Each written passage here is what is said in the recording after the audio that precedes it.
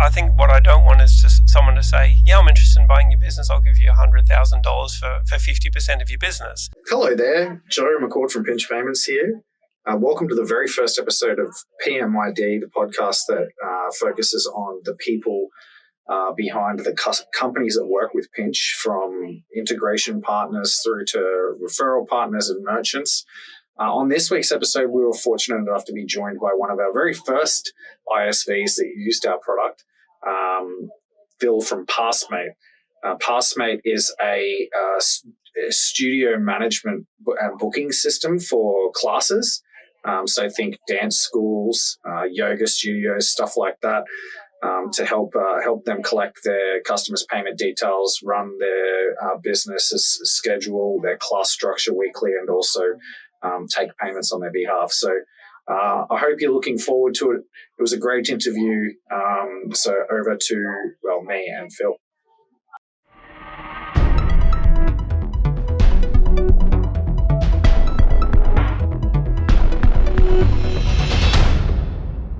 I'm here with Phil from Passmate. Phil, it's an absolute pleasure to have you as our very first guest. Can you remind me, where did this whole Pinch Passmate Phil journey start? How did you get in touch with us in that first place? Yeah, so I was working out of Bundaberg at the time, and at that point I went to a networking event randomly, invited by a friend, and came across a guy, Dan, who recommended Pinch because he thought it would be really good for my clients to have the Xero integration, which is going to be taking a load off their mind for automated bookkeeping. And I thought, yes, absolutely, that's something that everyone's going to love. So far, no one's used it, but that's okay. We've got a brilliant platform, and I didn't realize the benefits of actually, that were more than just that feature. Just actually working with Pinch from a startup point of view, having access to the main developers here has been fantastic, and the level of support has been incredible. So yeah. Anyway, straight into the Pinch promo. That was awesome. You mentioned Bundaberg. Is that where you grew up? No. So we were up there from my partner, actually. She got a job working in Bundaberg for the lack of getting one here, which was crazy considering she's in mental health. So she got an opportunity up there, and in the process of being there, I realized that there was not much in terms of dancing, and I've done a lot of dancing in my time. Not much in terms of dancing, as in not many dance schools, or? So it's a bit boring. Oh, okay. No, Bundaberg's great, and we were on the coast, and so beautiful area, lots of cool people. But it was like when you were actually searching Bundaberg, what to do, it was like, lots of people complaining about what there isn't. It's probably a lot of line dancing. Who knows? I never got into that, but there was a small Latin dancing community there. So I sort of got in contact with them.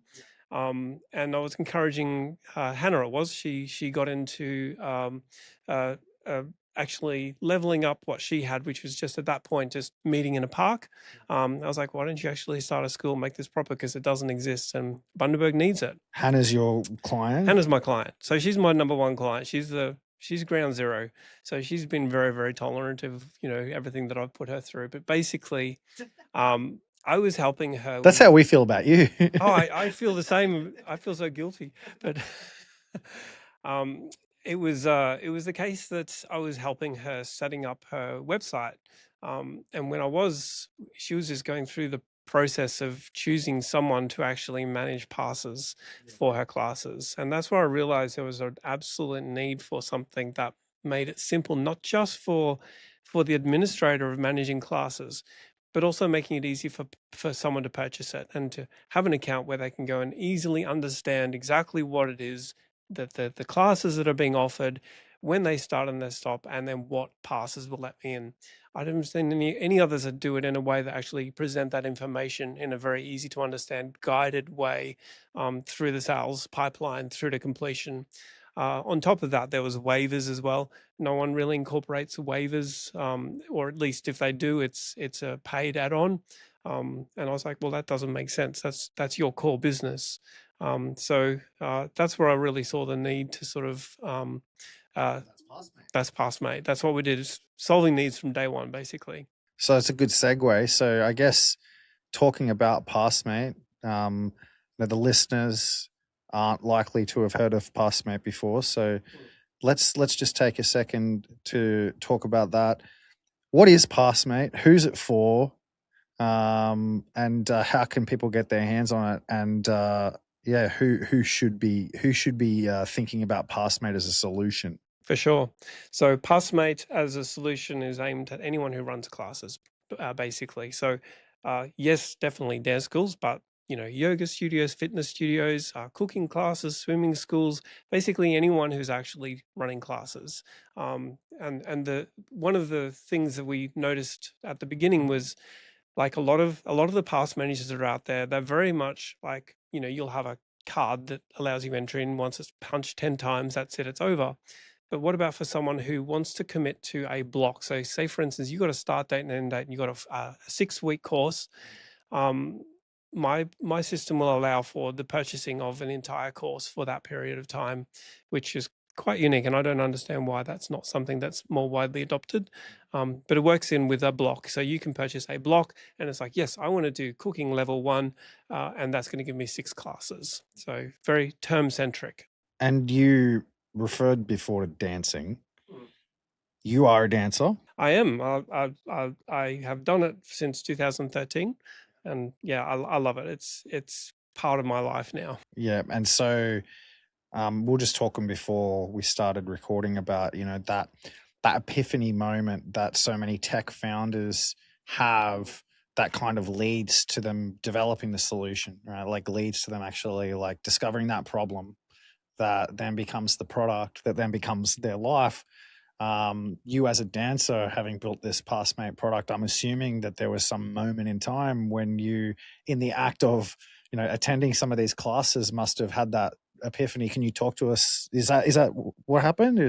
Well, yeah, it was literally in trying to find some. The epiphany was just prior to actually helping Hannah with setting up her classes. It was actually helping another friend setting up her business for a remedial massage business, and we found a product that was actually quite good for her. Worked in with WordPress, and it was so simple. At the end of it, it was so simple for me to set up, and it was so simple for someone to book in to book in for a massage, and that was an immediate boost to her business and a quality of life for her, less admin time, and she could just say, look, book online and walk through the door, basically.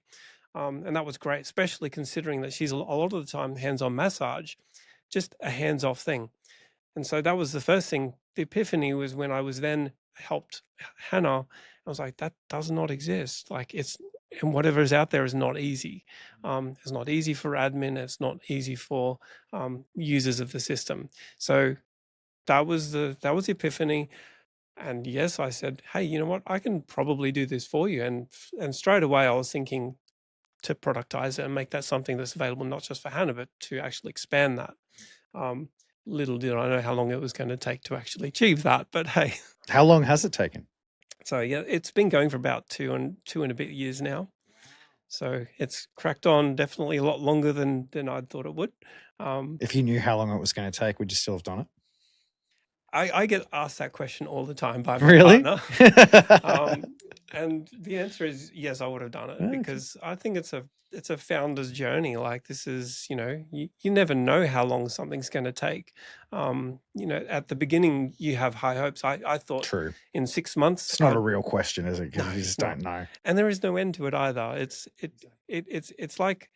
like they say, I liken it to a child. It's like, your child is born and you're like, oh, this is such a difficult stage, but they're not going to be toddlers forever. They're going to become infants and they're going to run and play. And then annoying teenagers that are full of like code that you wish you never wrote. Yeah, how'd that get there? So you're all the time trying to sort of, and it's exactly that, because, I'm like, okay, I'll be ready to market this and expand it and really sort of kick this into an upper gear.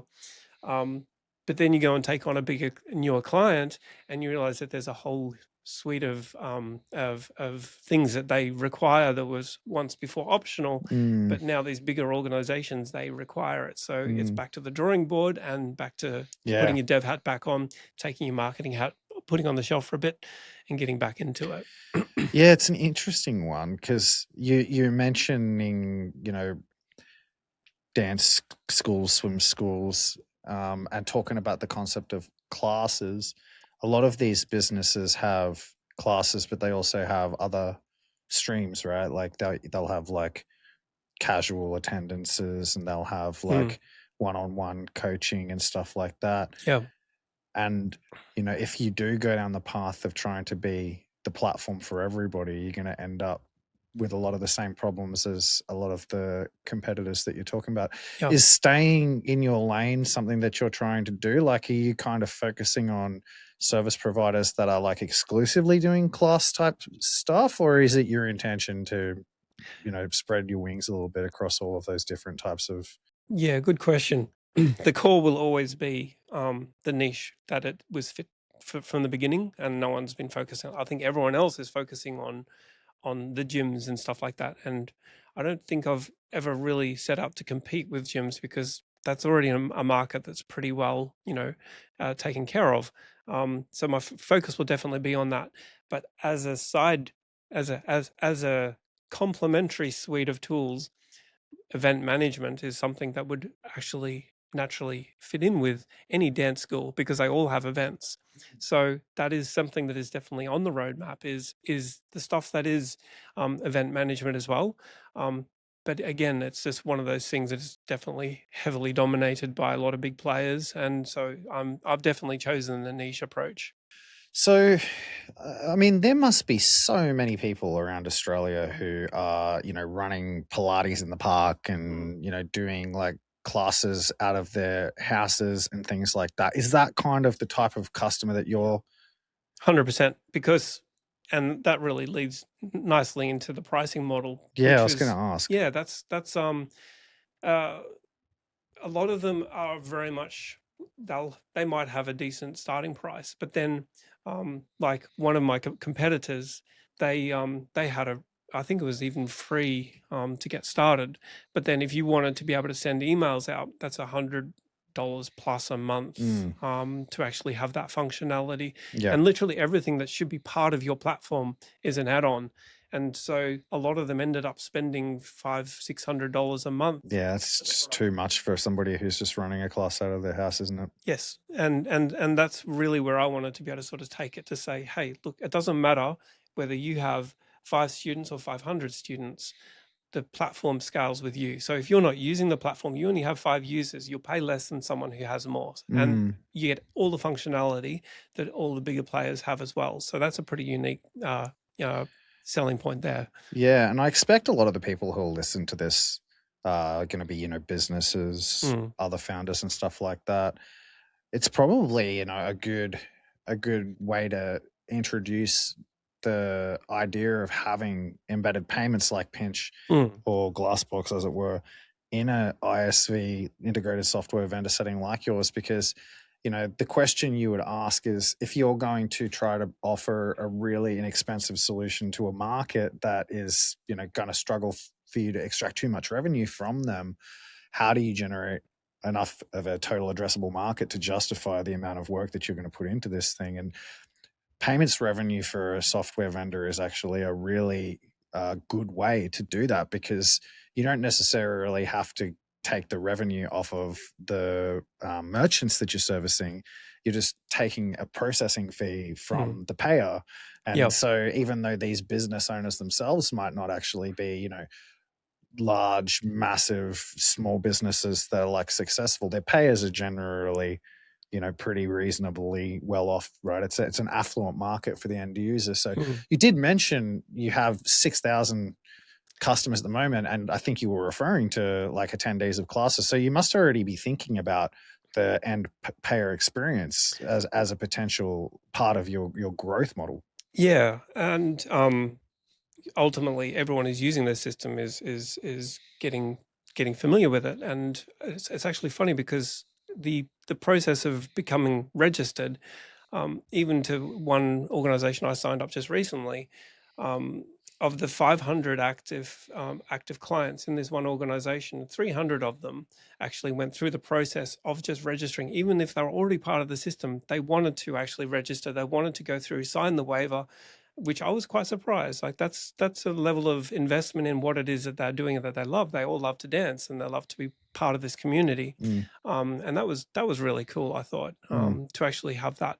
Aha, this really is a testament to how painless it is for them to actually do that. And that's what I think from a business point of view, you want to make it as easy as possible for a business to come on board and for their clients to come on board. And what was really, really cool with Pinch was how they sort of made the process of actually registering with Passmate so straightforward, because it was like they enabled me to actually consume their APIs for all the tech guys out there, to go through the onboarding process. So all the documents that are being uploaded, the identity and stuff like that, I don't see them or anything like that. I just pass them straight through to Pinch. And that was really cool because from that perspective, yes, I've registered with Pinch, but I didn't have to go off somewhere else. I wanted to be as painless as possible in every aspect of interacting with the service, to be painless, and not ridiculously expensive. It's like, oh no, I've committed now. The amount of small operators out there that ended up resorting to an Excel document because there is this nothing out there that suits their needs. I really want it to be for the mum and dad operators out there. They want to have more time. They want to have more quality of life. That's really my main game. So we could take this in two directions here. I'll take it in the obvious one first. You mentioned working with Pinch. You're talking about using our APIs and stuff like that. Yep. What's been the experience of working with Pinch? You mentioned before you've helped people with websites and stuff like that. So I assume you've had experience working with some of the other providers out there, building like payments workflows in websites and such. How have you found it been working with our team? Well, good question. Because when you're a founder and you're trying to sort of address the technical issues and trying to think, how am I going to do this? I'll never forget. It was like, well, okay, so I need a payment gateway. Who am I going to go? Stripe. Let's just name it. Weren't bleep interested. That out, Michaela. I'm just kidding. Keep going. They just weren't interested. They basically rejected the application. They rejected your application? Yeah. I didn't even know that they did that. Well, it was like, because I didn't want it to be where it was like, I didn't want it to be that I have the account with Stripe and then I have everyone paying me and then I'll pay them. I just didn't want to be the middleman there. It's like, right. No, the relationship should be between the business and that provider, which is Pinch or Stripe, as it were. Yep. And I act as the intermediary, which is basically doing payments on their behalf, and making sure that I can track how those payments are going, the status of them. And that was, and on top of that, to support my pricing model, which is to be able to support the lower operators. They pay that $29 a month, which is our basic fee. And most don't pay more than that, but we do take that clipping of a 1.5% clipping off payments, which means as you grow, I can grow too. That's a really good way to do it too, because it does mean that you as a platform developer are always financially incentivized to make sure that your product has value. Yeah, 100%. Like actual genuine user value, not just extracting revenue from people who might otherwise not really be able to afford it. Yeah. So AI, right? Everybody talks about AI. If we didn't talk about AI, the algorithms probably wouldn't pick up the content. So we'll have a quick conversation about AI. We did talk before the episode started about this. You've been using AI now in your platform, and it seems like everyone I talk to has been using AI in their coding. Can you give us a little bit of an overview of what you've been doing with AI, as not just in terms of coding on your platform, but embedding? You were mentioning you were looking at potentially embedding some agentic stuff inside Passmate. Yes. No, there's a lot of topics in there.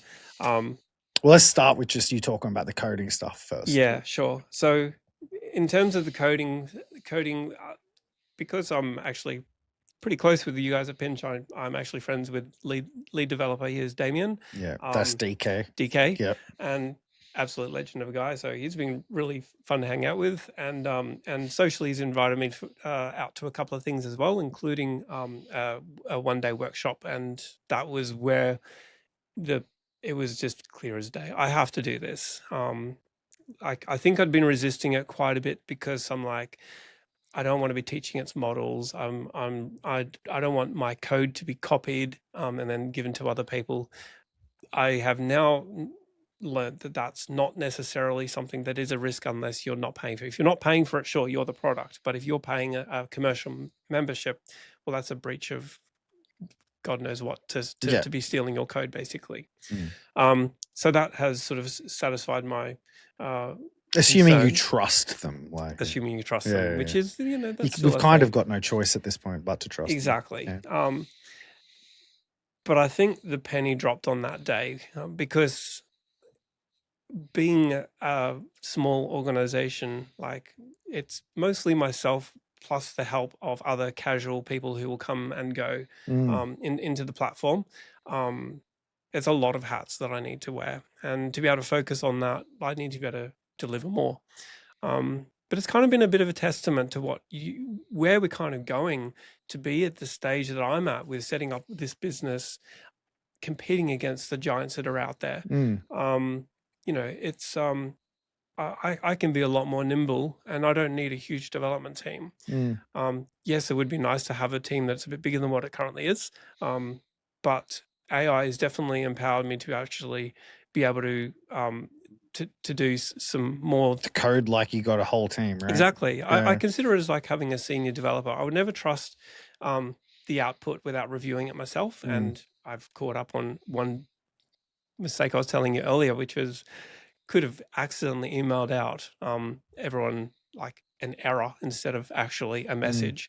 So you still think that like we're at the point where humans need to be doing review? Yeah, it's not quite got to the singularity yet. Like autonomous cars. Do I trust it? No, not yet. Unless you go to San Francisco and then everybody trusts it. Well, we're not there yet. This is Australia.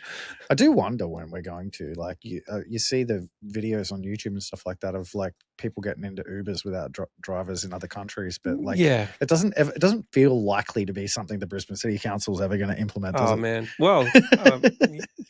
That's a whole nother conversation. But look, it really does. It really is it's an analogy that non-tech people can probably wrap their heads around.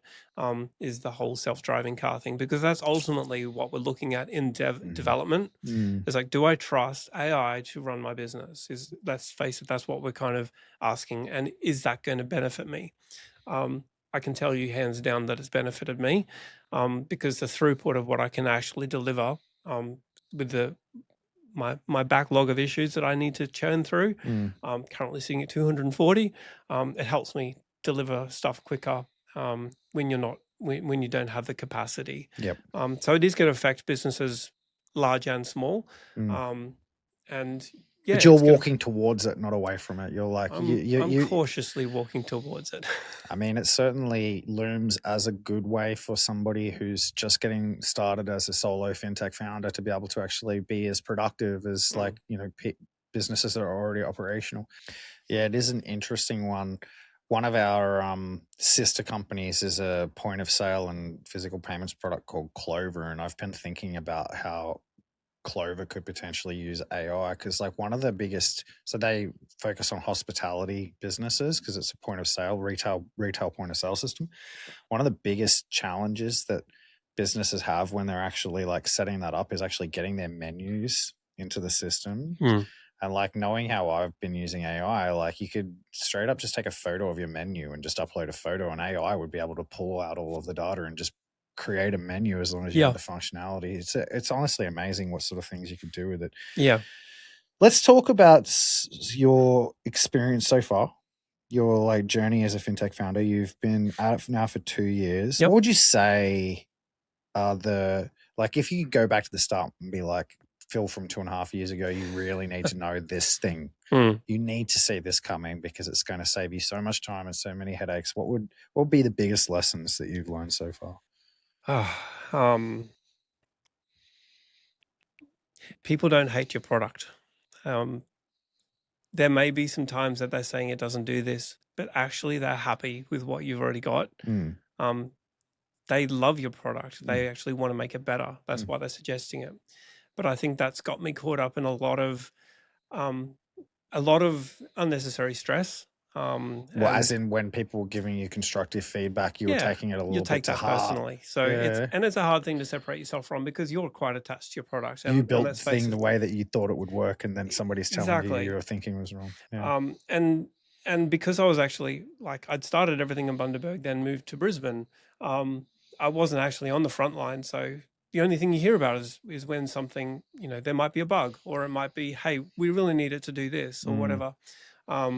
So it kind of makes you feel like, oh, I can't keep on top of this. And but actually, since I've actually started getting businesses in Brisbane as well, being there and actually seeing people come in and using the system, and their responses to a system that, like previously on one of the organizations, they would have a check-in system at the front door, which was so slow that they'd have a line going down the staircase on a second floor, out the front door, and down the street, just so I can check into a class that's already starting, is running late. Yep.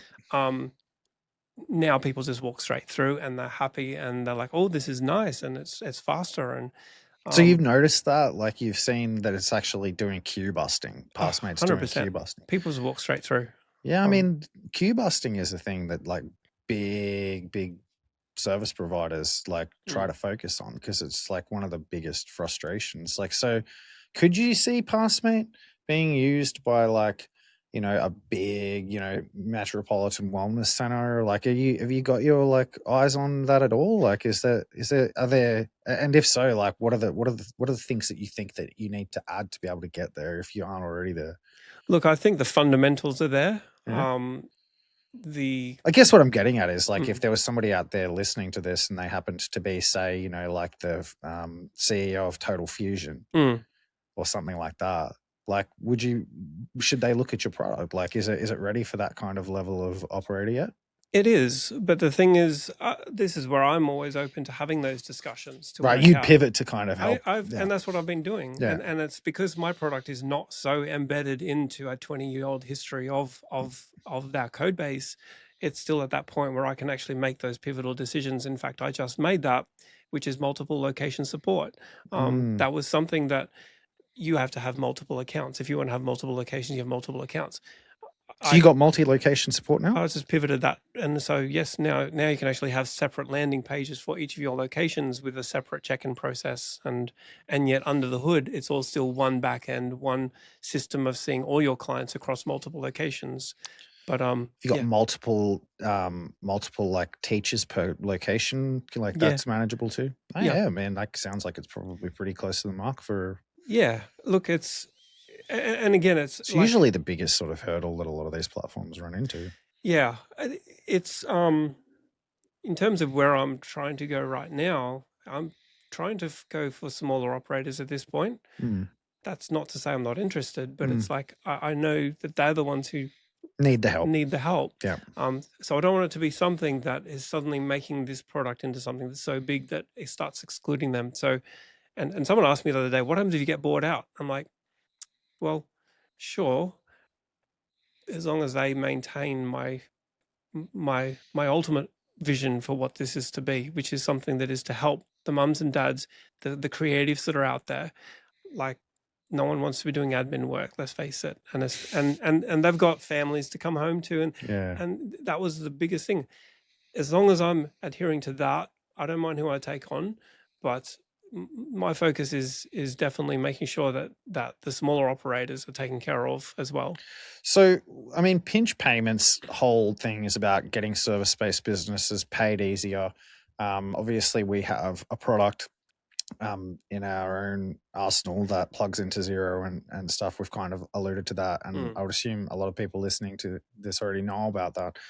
But, you've built a payments integration, and so I'm assuming like that, the service-based businesses that you're servicing by using your product are getting solved for in much the same way. Like, would you agree, like, that, one of the more frustrating experiences that service-based businesses have is basically sending invoices at the end of the day and then having to chase payments? Yeah.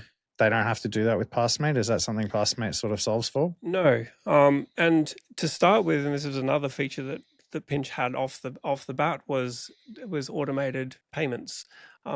As it turns out, my requirements ended up succeeding what Pinch could offer in that regard, because of mine's a very bespoke sort of operation across multiple merchants. Yeah. So talk to us about how it works. Like, how does somebody actually make a payment through Passmate, and how does the business owner receive the payment? Like, what's the flow there? Yeah. So it really depends on the type of pass that it is, and I wanted to provide it like a few different options in terms of the styles of passes. So you can have that one I was telling you about, which is you start like at the beginning of a term, and you will be there for 6 weeks of a term, and that's it. Your pass will allow you for that period and get you into that class for what you're buying. Yeah. Or it might be that you can't commit to it coming every week. You might come every second or third week, so you might want to have a flexible pass. So it's like a different type of pass. Or it might be, unlimited. I just want to come unlimited, start and end date, and that's what I'm going to do. I'll pay for 3 months.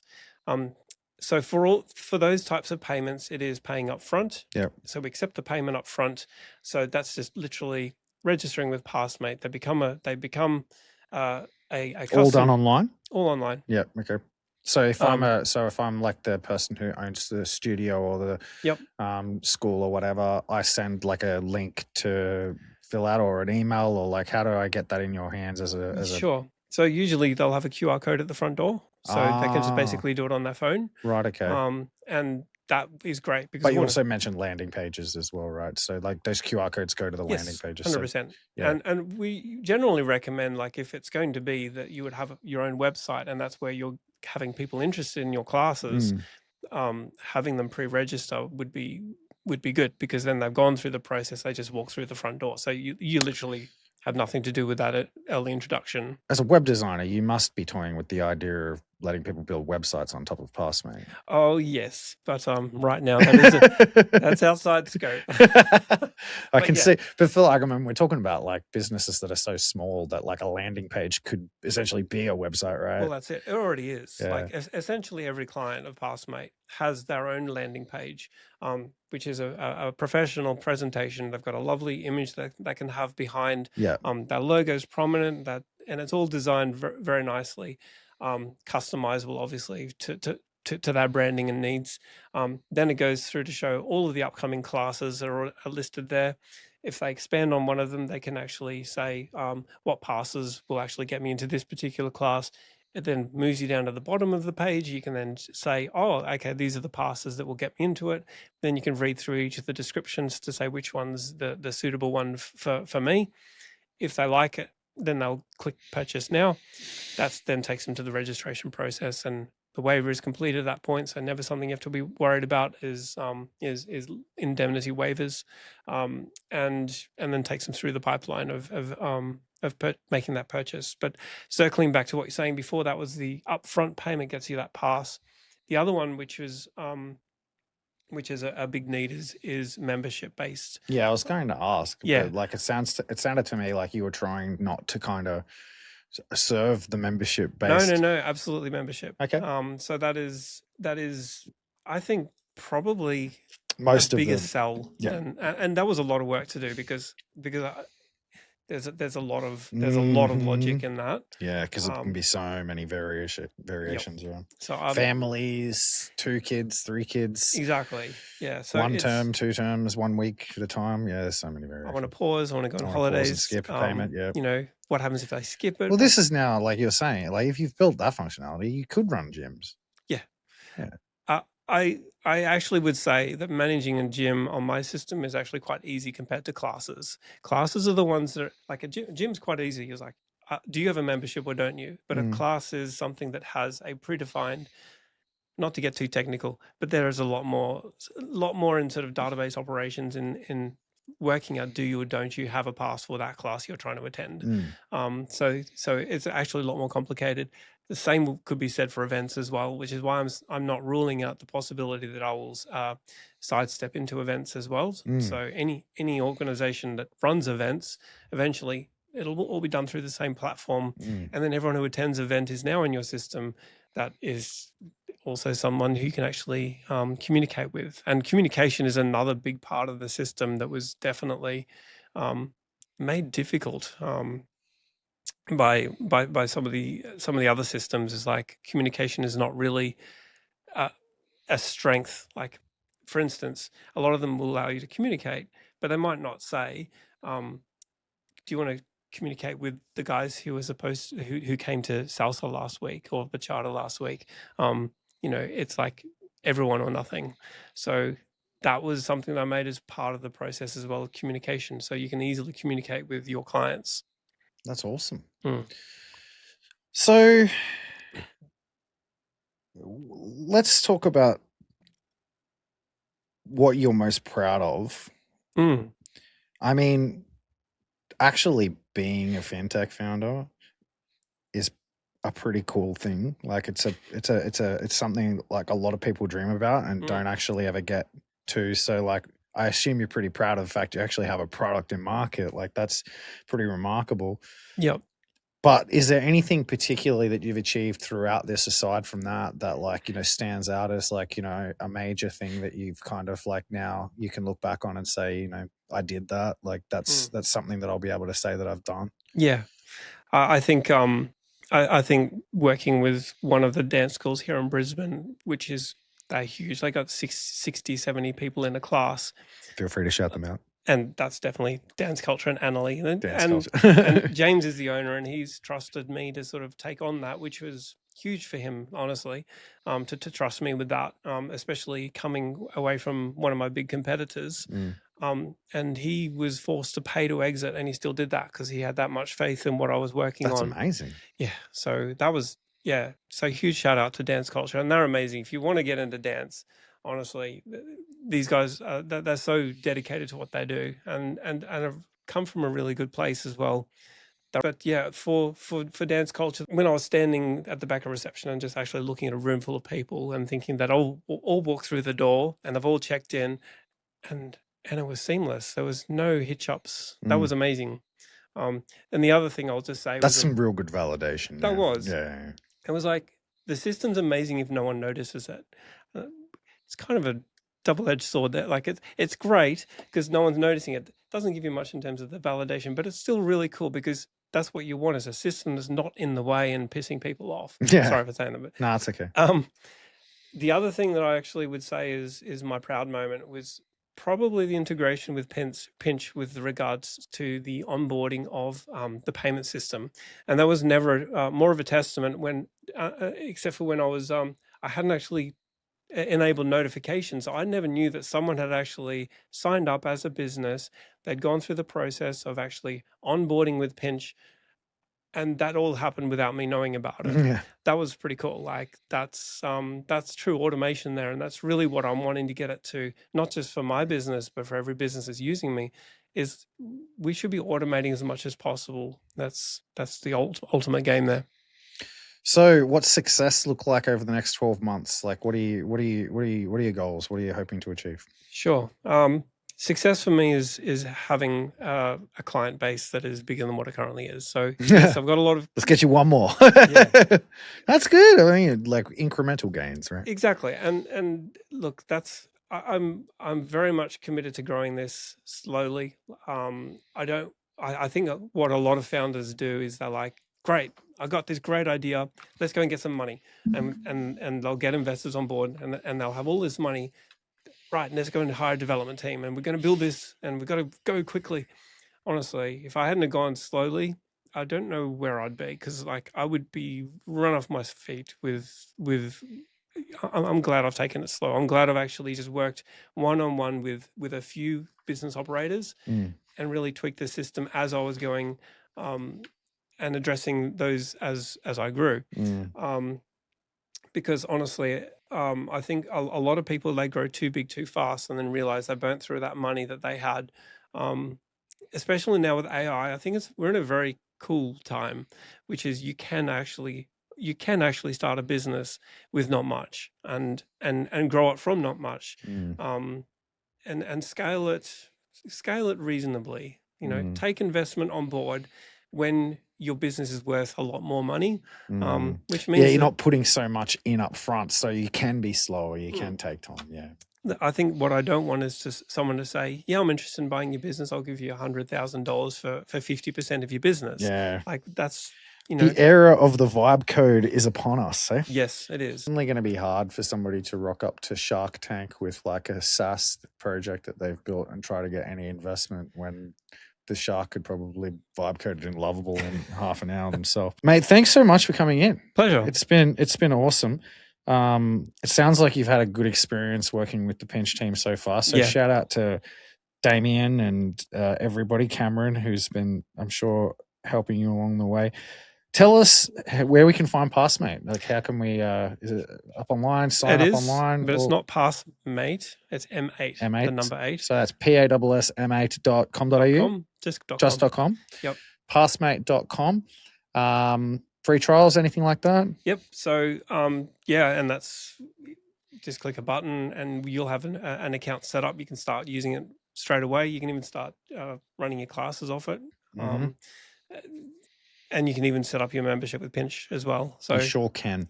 Yeah, absolutely. And we make that as painless as possible. So there's nothing stopping you from doing that. And you'd be up within 24 hours. You could be running your classes. Awesome. That depends on Pinch on getting that part set up. But it is true. It is quicker for people to get up and running with Passmate without Pinch, but we're pretty quick too compared to. I have to say that the Pinch team have been pretty amazing with how fast they have turned around. Like actually, that streamlined process now of actually having all that documentation sent through to Pinch, it has definitely reduced that the painfulness of getting set up. And so much so is like, someone was actually up and operating within, I think it was 2 days. So that's full operation with payments, with Pinch all sorted out. So clip that. Cool. Just kidding. Actually, we will clip that. Yes, awesome. Would you like, let's have another conversation in 6 months' time or so, and we'll see how far you've come. Sounds good. If anybody out there is interested in potentially, like, we've got a lot of people in our network who, might know people that might be interested in Passmate. Do you have any kind of like referral thing going on that they could potentially sign up to? I know you were introduced. You mentioned Dan at the start. Elaborate. Dan from Venue Smart. They love the referral stuff. I'm sure that the Venue Smart, all of those people out there in the Venue Smart universe would probably have 1,000,001 potential clients for you. How would they go about referring to you? Sure. It's still in the early process, but it has been discussed. Cool. So I haven't worked out the mechanics of that yet, but definitely interested in talking more. If someone wants to look at it as a referral based process, by all means. Awesome. That was Phil from Passmate, and that's it. That's episode 1 of PMID. That was awesome.